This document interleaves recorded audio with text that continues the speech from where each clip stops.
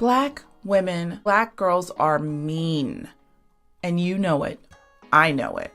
We are. We can be a level of mean that makes what white people do to us a walk in the park. We don't have room to not be perfect. But what we do have room for is to not flip that around and use it as a weapon against one another, to tear another Black woman down. We deal with too much every single day to be having to deal with it within our own community. Why do you feel the need to police other Black women? We always pay attention to the thing on another person that we most dislike about ourselves. If you're triggered by something another Black woman is doing, why are you triggered? You are a Black woman, so you've got to know what it feels like to be scrutinized and under the microscope when it comes to working in some of these environments. Pick a side. You guys want representation. You want Black women to be well represented, but when somebody puts themselves out there to be in front of you, they don't have the optics you want. They don't sound like you want them to sound. They don't look like you want them to look. It's crazy. We have to be more open to the differences that Black women are, because there are so many different types of Black people out here. And it's not like it was once upon a time where we all pretty much had the same background and the same upbringing. It's not like that anymore. That time has been gone. Black people have evolved and have elevated.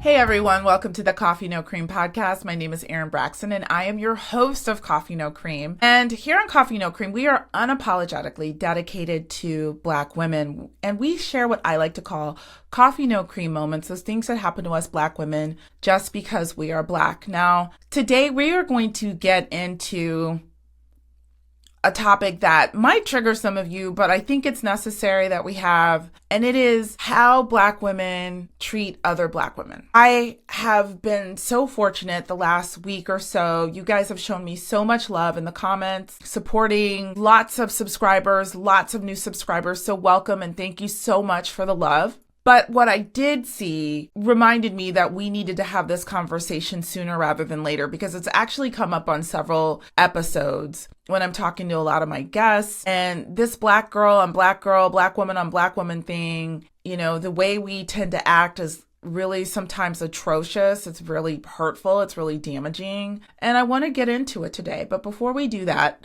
I want to ask that you guys please like, please share, please subscribe. You guys have already been doing that. So thank you so much. We've got some new people over in the Facebook group as well, where we have created a community for us to kind of talk about these things and continue the conversation. Now, I do want to say the link to the Facebook group is in the bio, so below. So go ahead, click on that, join us over there. Everybody cannot come online and discuss these hard things. They have jobs, they have their privacy, but they want more of it. So join us in the Facebook community. And I think I've covered it all. So with that, we will get into the episode. So Black women, Black women, Black women. We are so amazing. We are so amazing in everything that we do. I mean, let me just name a few things. We are amazing cooks. We are amazing in our fashion. Our hair is just like beautiful and amazing.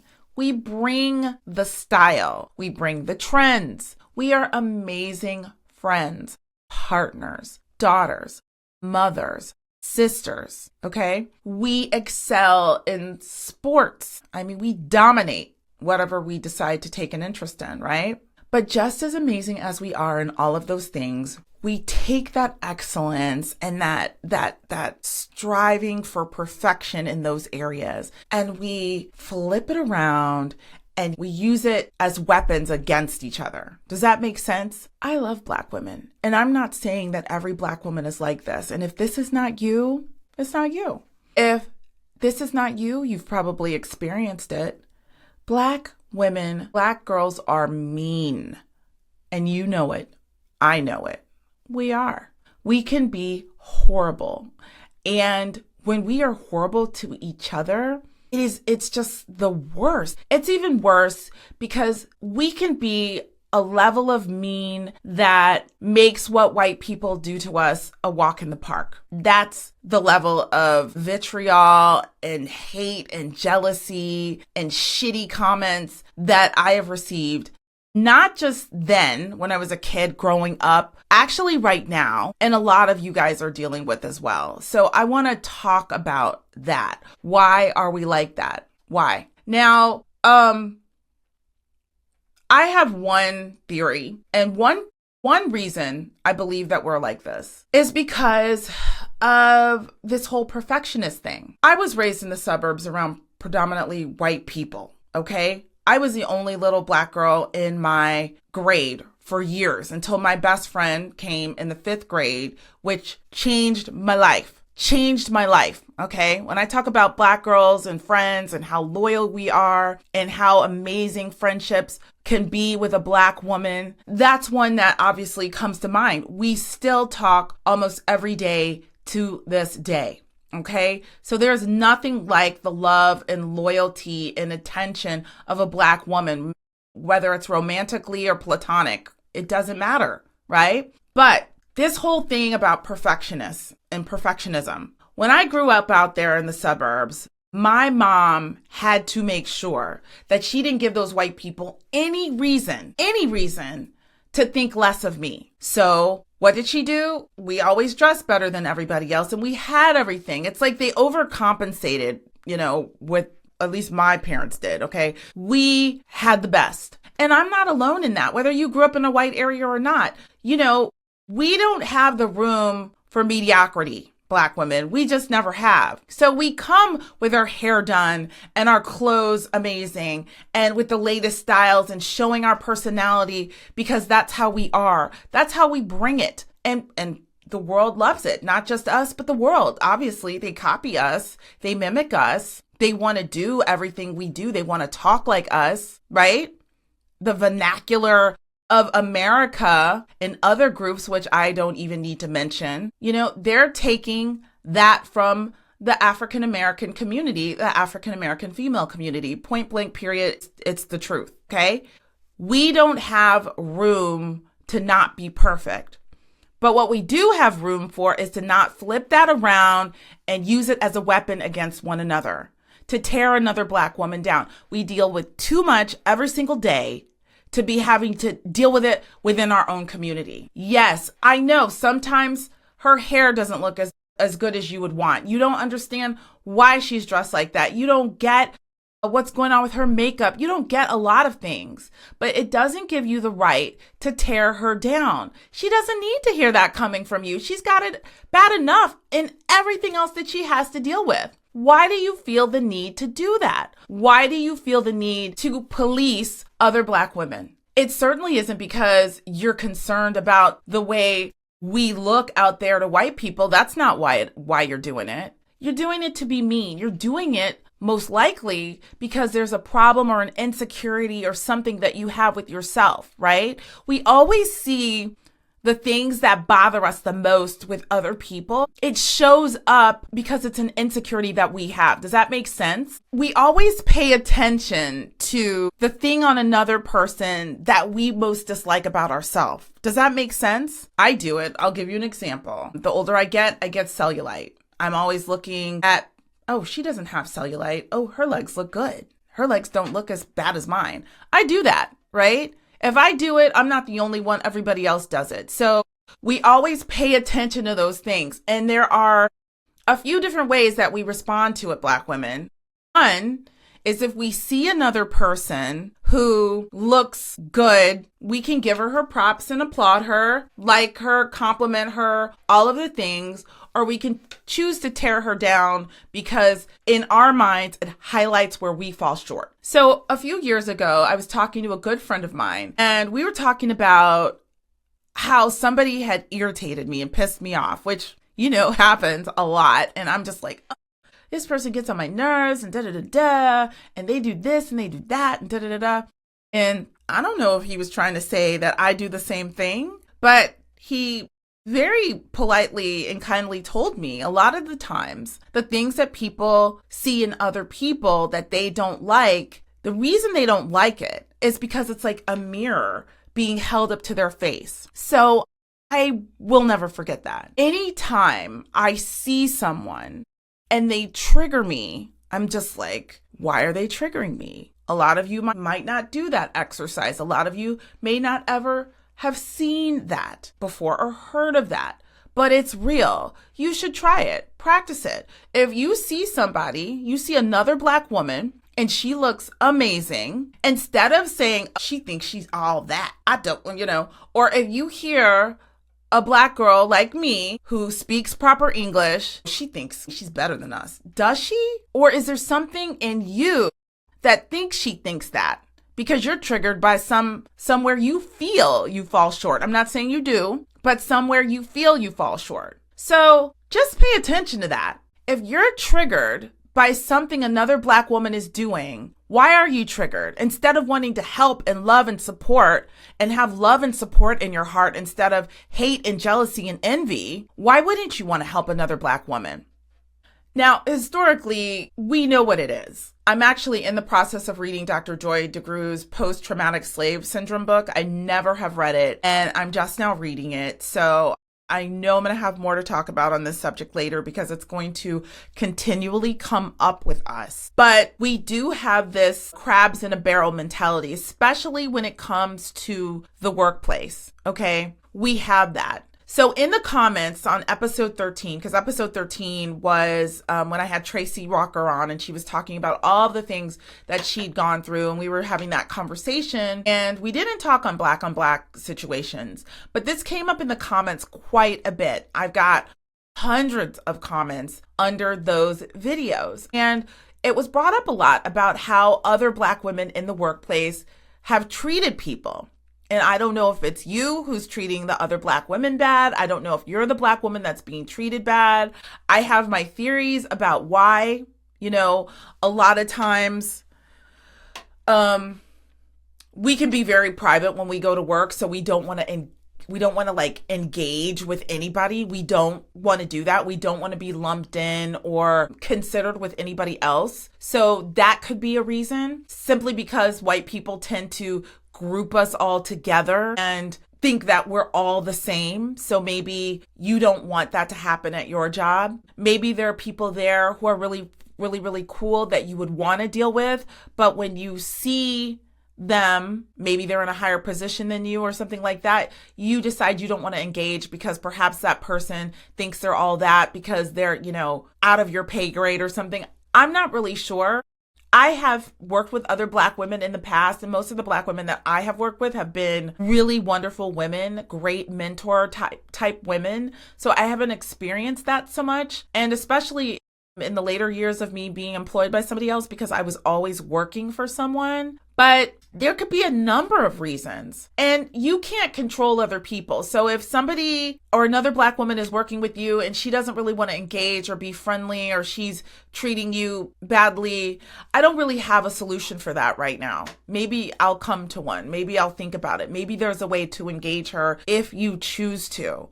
Just make sure you're not the one causing anybody else stress in the workplace. You're not kikiing it up and gossiping about that Black woman in the workplace. You're not keeping up a lot of drama and bullshit, because that's not helpful.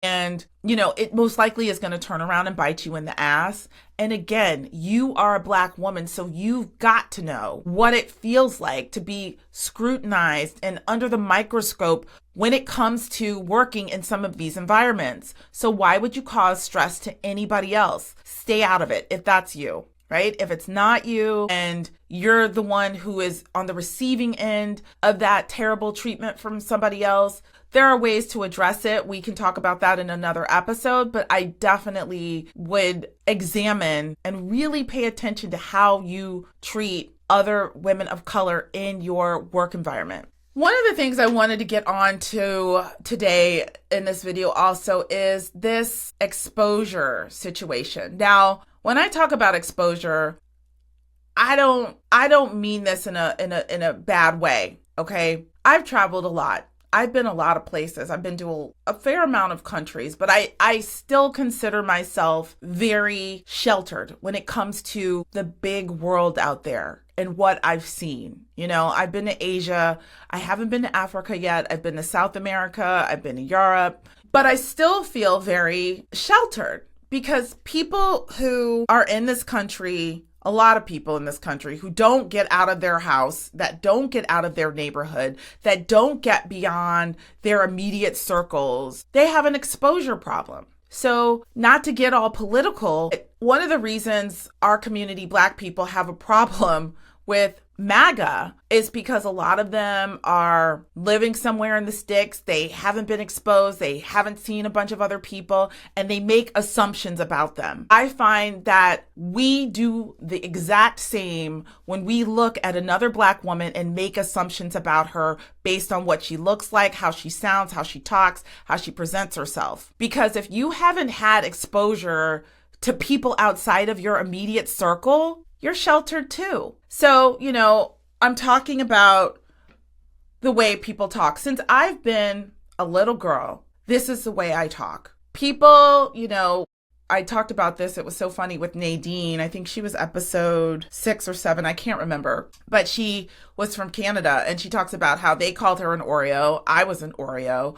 I talk like a white girl. I can't really talk like that. Hell, even when I was a kid, and I remember my cousin, she's my second cousin, so she's like my aunt. Anytime that I would talk, she would say to everybody, be quiet, she's talking. Be quiet, she's talking. Because I spoke so proper. This is the way I talk. This is my first language. When I try to make the switch, or when I do make that switch, that's my second language. And I'm not lying. That's no bullshit. That's just real.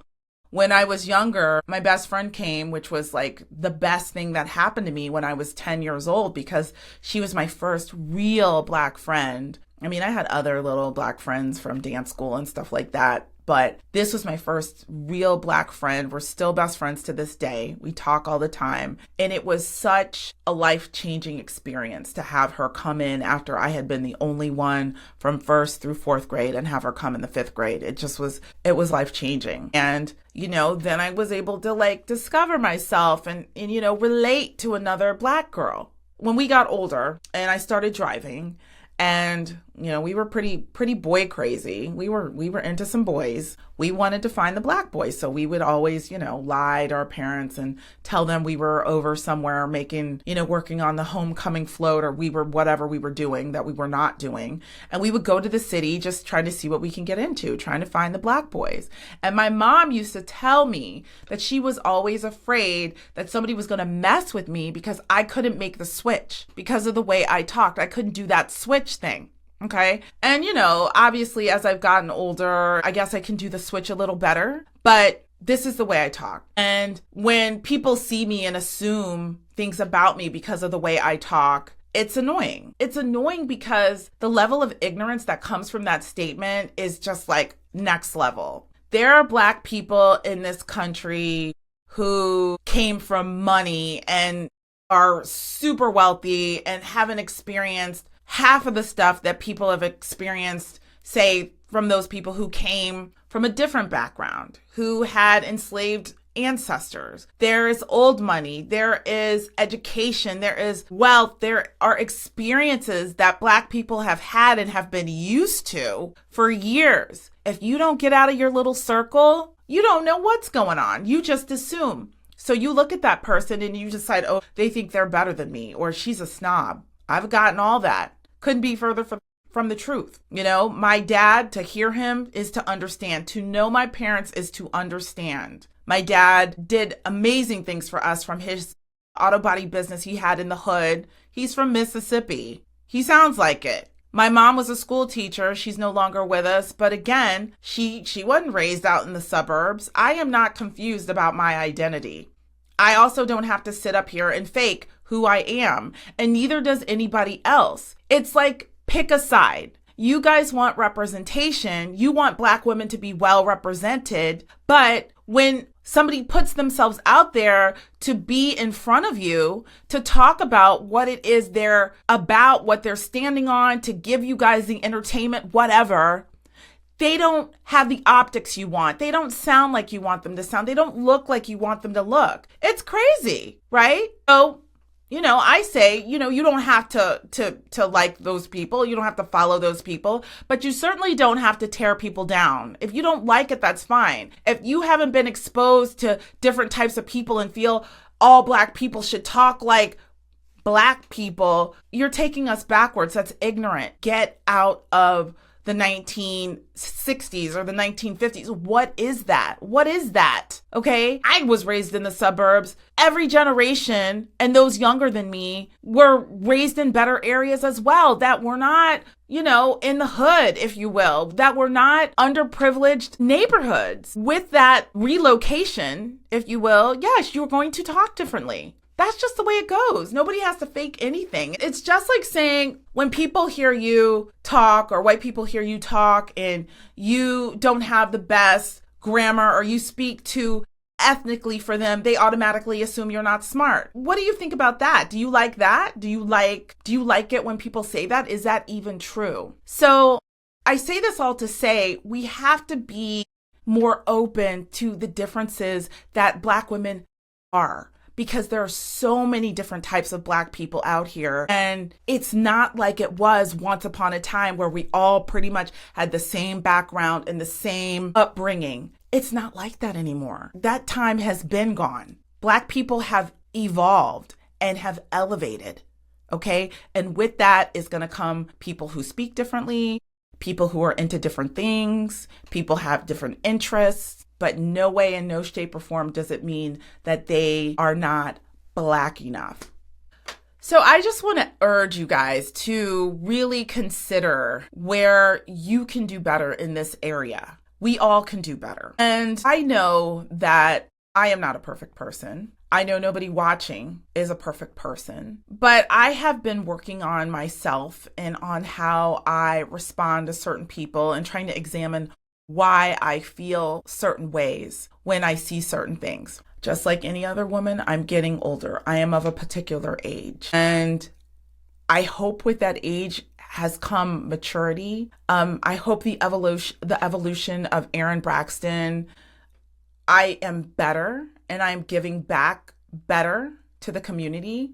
And I have the desire to give back to the community. That's why I'm here. I'm going to give you a few takeaways, because I think it's really easy to think that you don't fall into this category or it doesn't apply to you. And maybe you know that you do some of these things and you're working on them. Maybe you don't think you're a hater or you treat other Black women poorly. But let me give you some food for thought and some ideas on how to check yourself in the coming days. Let's start with at work. And this isn't even anything you necessarily have to do, but just check yourself to see if you are triggered or doing these things, or you don't have the support and the love that we need to have for each other in your heart when you think about these things as you go about your week, okay?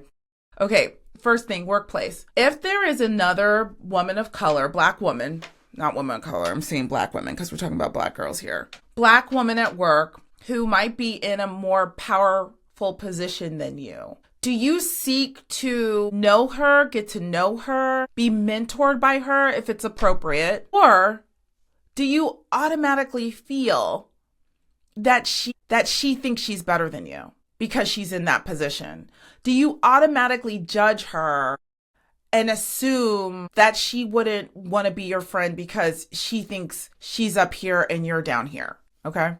If there were an opportunity at your job for a position that one of your Black girlfriends would be amazing at, and the position could potentially pay more than you, even if it doesn't, even if it's, on your level or whatever, would you recommend your friend for the position? I mean, think about this, really. Would you?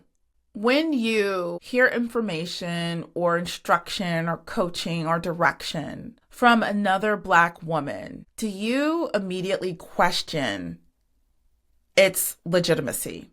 I was watching a creator on TikTok. She was a hairstylist. And this is really, really interesting because I never thought about this for people in that profession. But she said every single time certain clients would come in, she would get this anxiety and she would be questioned by this person on whether or not she was being given the right information because she felt like this woman did this because she was Black. We do that. We do that. Do you do that? Ask yourself, honestly. I'm not going to sit here and lie and say I have never done that. Do you do that? I'm just being real. Be real. Okay. Next, do you hear the way someone speaks? And I'm not going to just say proper English. Well, I'll do it both ways. If they speak proper English like me, like a white girl, in quotes, I'm saying that because that's just silly, because I'm not a white girl and this is the way I speak. Do you automatically think that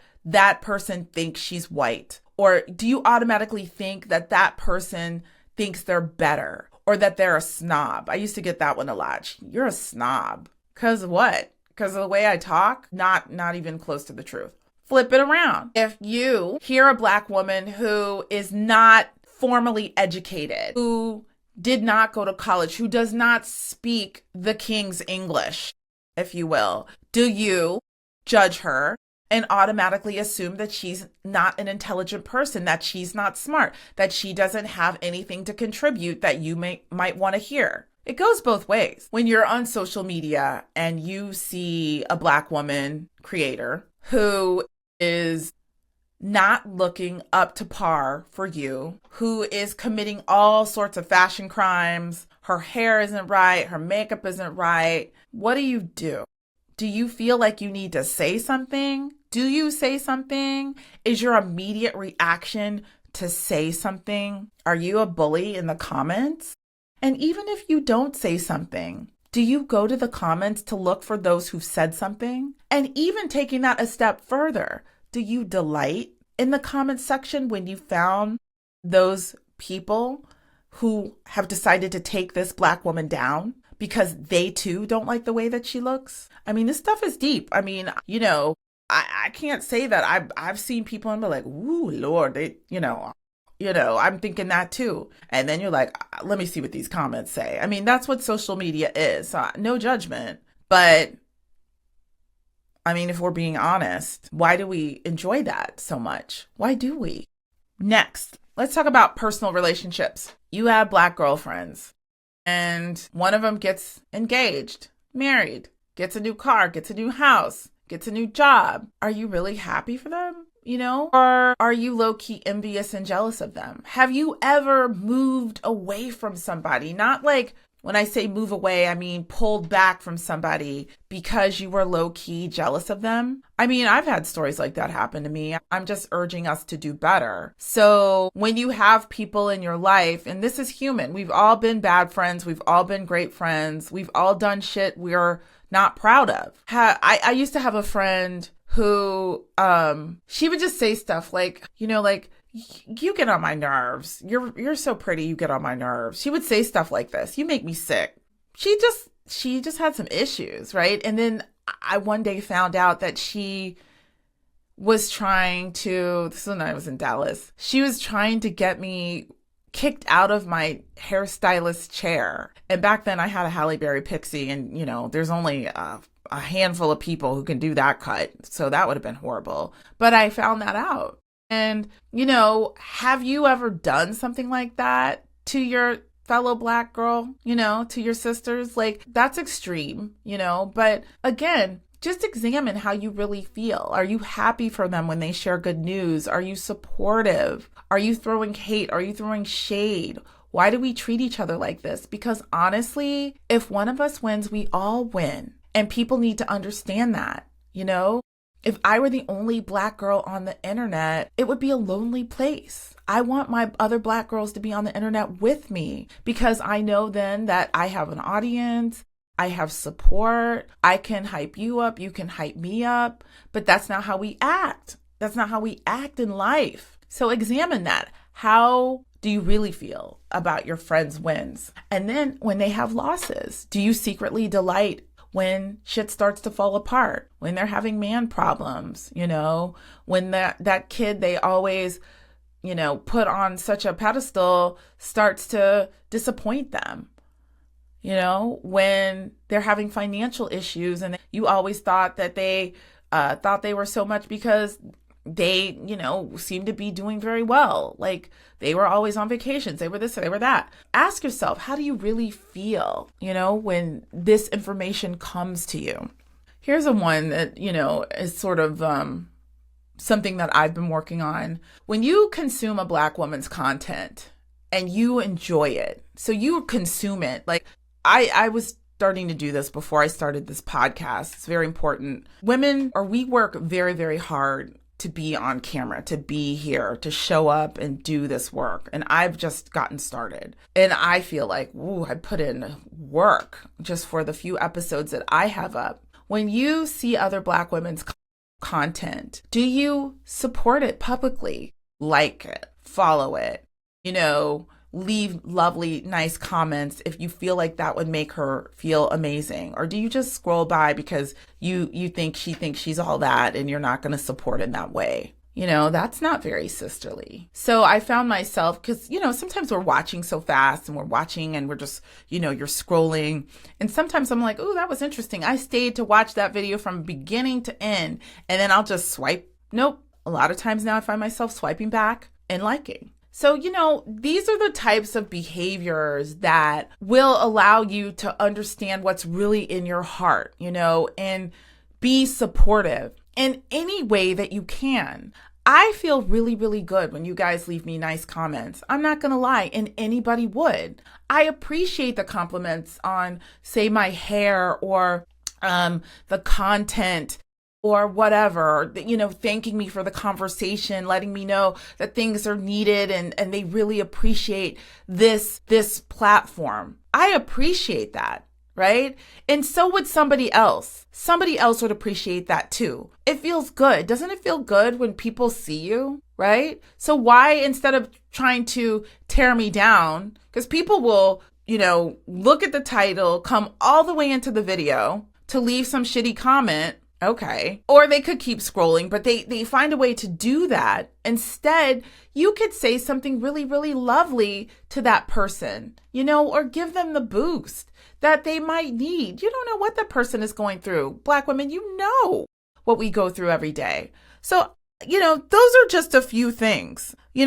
Check your jealousy this week. Check your hate. Check your support. Check your love. Check your envy. What is in your heart? And try to push past it so we can stop fighting with each other and lift each other up. That is all that there is. That's what we can do for one another. Because when we come together and we're so supportive, and I'm not saying that every Black woman is like this, obviously not. There is so much to be said for community, but just make sure how you're contributing to that community. Do you want to be on the side that pulls us apart, that's has tension and hate and bad energy? Or do you want to be on the uplifting and joyful, love and supportive side? Okay, guys, I've talked long enough. That's all I got for you today. I hope this message hits somebody. And again, I am a work in progress. Everything that I mentioned that you need to work on or you need to look at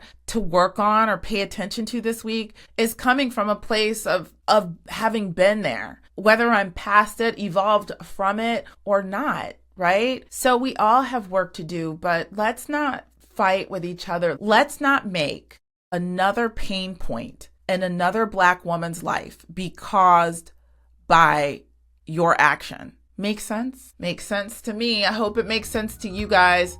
Thank you so much for joining me today, and I will see you in the next episode.